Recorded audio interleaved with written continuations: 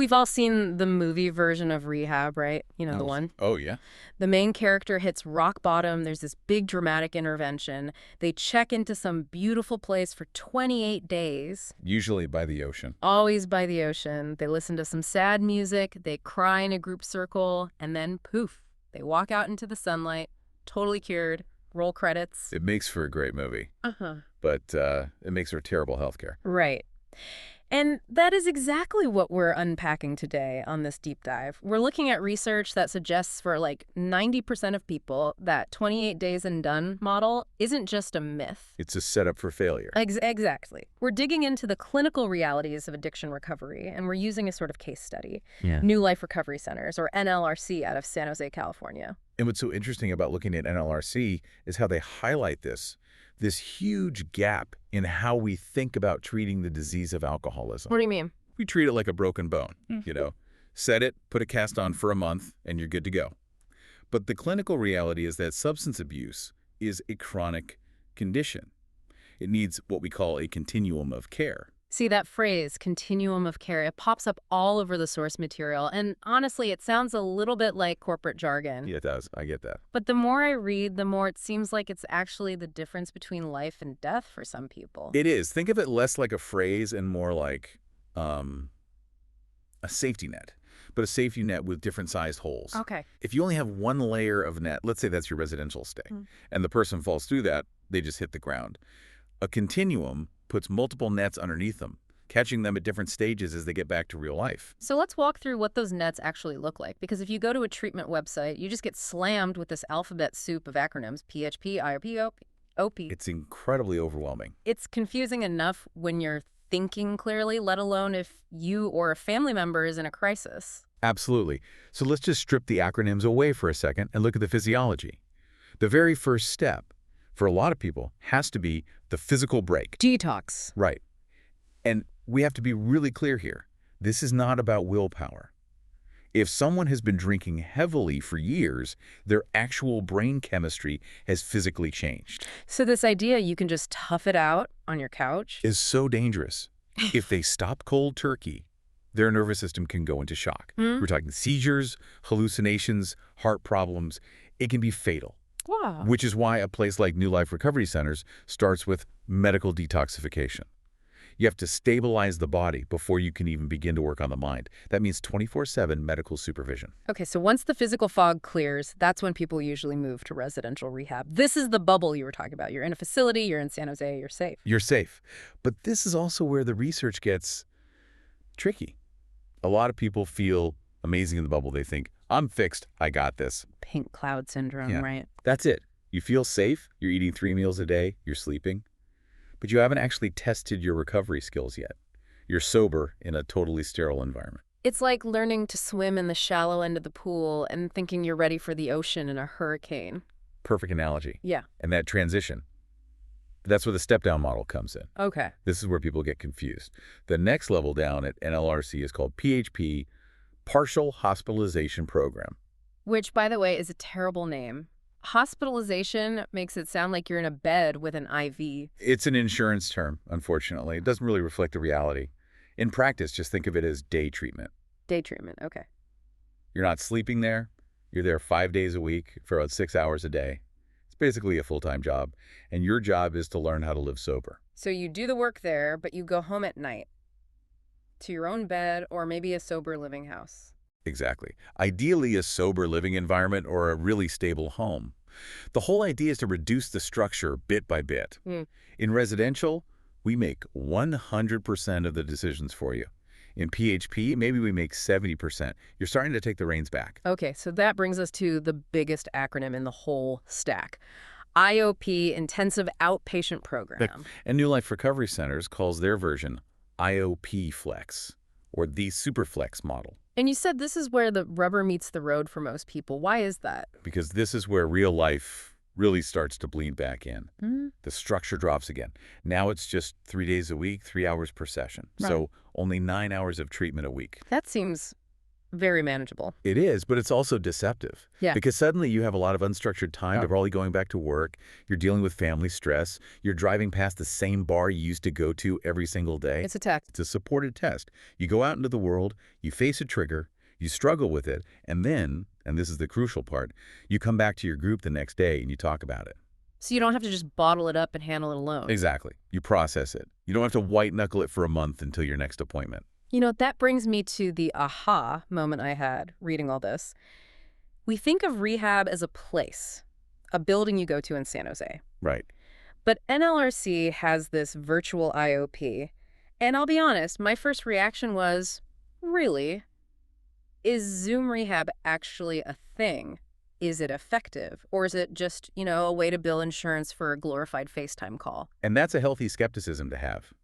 But the data here is actually fascinating. It touches on a psychological concept called state-dependent learning. State-dependent learning. Okay, break that down for me. It's this phenomenon where your memory and your behaviors are tied to the environment where you learned them. So, for example, if you study for a test in a really quiet room that smells like lemons, you will actually perform better if you take the test in a similar, quiet, lemon-scented room. Huh.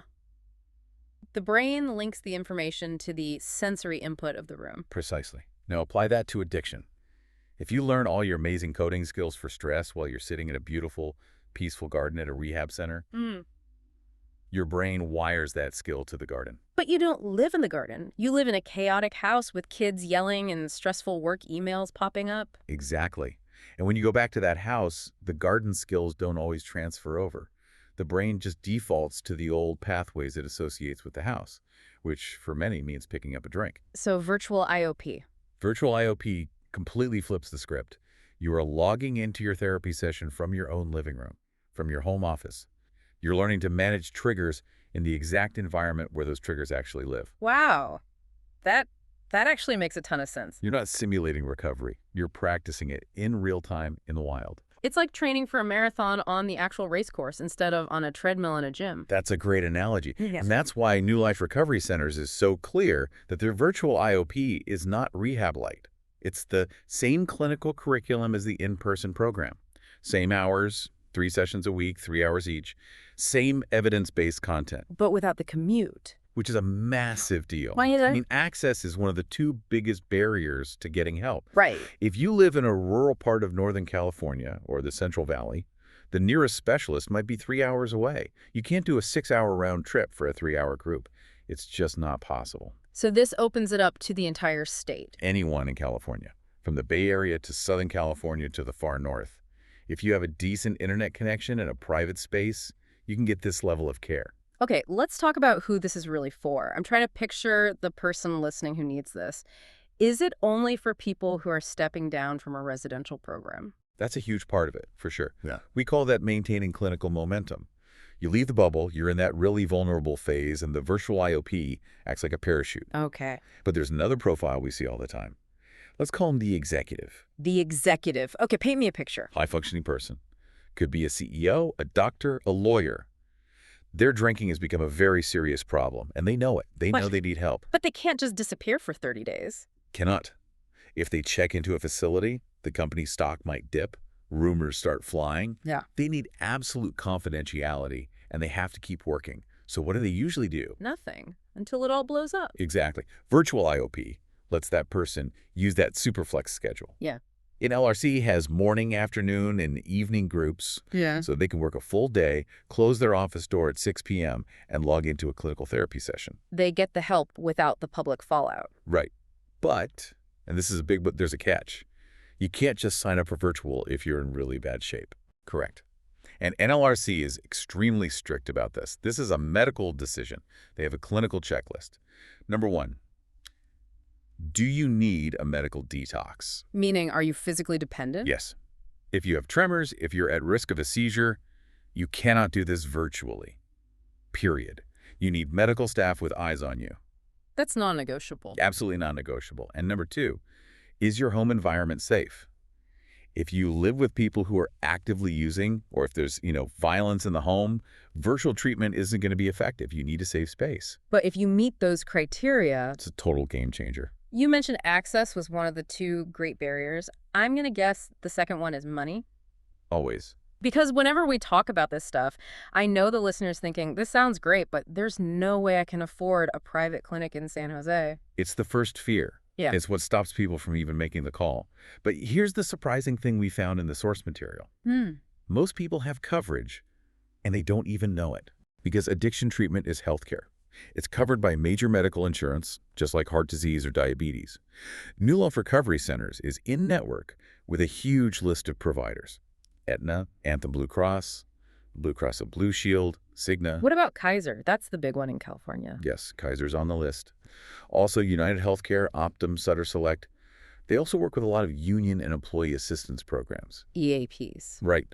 A lot of people have that benefit through their job's HR department and have never even looked at it. It can often cover the entire cost of a program like this. Are there any major exclusions we should mention, just to save people a call if it's not a fit? Yes, that's important. They are a private facility, so they cannot accept Medicare, Medicaid, or Medi-Cal. Okay. But for anyone with a PPO or other private insurance, the out-of-pocket cost might be zero, or just their deductible. The only way to know for sure is to check. And checking is free and confidential, right? 100%. The admissions team just runs a verification for you. They'll tell you exactly what your plan covers before you commit to anything. I want to go back to what actually happens in these virtual sessions. We know it's on a screen. We know it's 3 hours. But what are people doing? Is it just a complaint session? No, that's such a common misconception about group therapy. A clinical group is not a complaint fest. It's more like a laboratory. A lab for what? For your emotions. Mm-hmm. Let's take a real-world example. Say you have a huge fight with your boss. In active addiction, your brain has one well-worn pathway for that stress. Fight happens like it. Feel anger, drink. It's an automatic highway. It's a reflex. In a virtual IOP session, you bring that specific incident to the group. That's the recovery-focused processing. Yeah. You dissect it. What was the real trigger? Was it the fight itself, or was it the feeling of being disrespected? You identify the core emotion. Then, with the group's help, you practice a different response. You build a new neural highway. Fight happens, feel anger. Call my sponsor, go for a run, use a breathing technique. You rehearse it. So you're literally building new mental muscles. You are. And because you're doing it in that state-dependent environment, your home, that new skill is more likely to be there for you when the same thing happens again next week. And I guess that's where the peer accountability part comes in, too. Hugely. Addiction is a disease of isolation.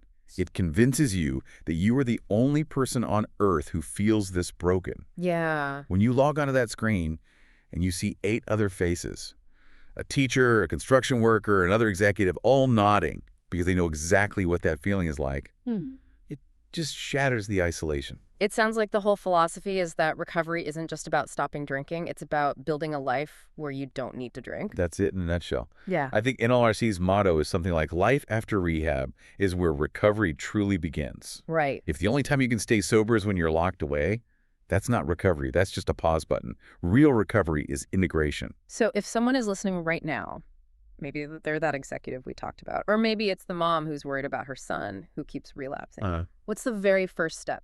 The first step is not to self-diagnose. Good point. You wouldn't try to figure out which type of heart surgery you need on your own. You'd go to a cardiologist, right?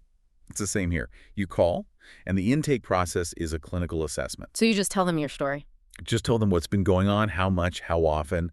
They assess the medical risk, and they might say, you know what? You're a perfect candidate for virtual IOP. Or they might say, look, we need to bring you in for a 5-day medical detox first, and then we can transition you to virtual. They guide the ship. You just have to be willing to get on board. Exactly. Well, let's give people the boarding pass then. If you are in California, it doesn't matter if you're in the Bay Area or hundreds of miles away, you have access to this. The consultation is free, it's confidential, and, it's time. The number is 408-297-11182. I'm going to repeat that because I know people are usually driving or doing dishes when they listen. That's 408-297-1182. And just remember, calling for information isn't a commitment to start. It's just gathering data. You can call just to see what your insurance covers. No pressure. That's a great way to think about it. Just get the facts. If I could leave you with just one final thought on this whole topic. Please. We're seeing this shift across all of medicine. Yeah. Telehealth, remote monitoring. We're moving away from the old hospital on the hill model. We're bringing healthcare into the home. Right. And for addiction, this could be the missing piece of the puzzle we've been looking for. Because the goal isn't to be a professional patient for the rest of your life. Right. The goal is to be a person, a parent, an employee, a friend. And programs like this Superflex Virtual IOP are the bridge. They allow you to heal while you are still living your life. It integrates the cure directly into the disease's home territory. I love that phrase, integrates the cure into the disease's territory. It really does feel like a brave new world for recovery, and it sounds like New Life Recovery Centers is helping lead the way. They certainly are. Thank you all for listening to this deep dive. If this hit home for you, or if you know someone who really needs to hear it, please share it, and don't be afraid to make that call. 408-297-11182. Take care of yourselves, and we'll see you next time.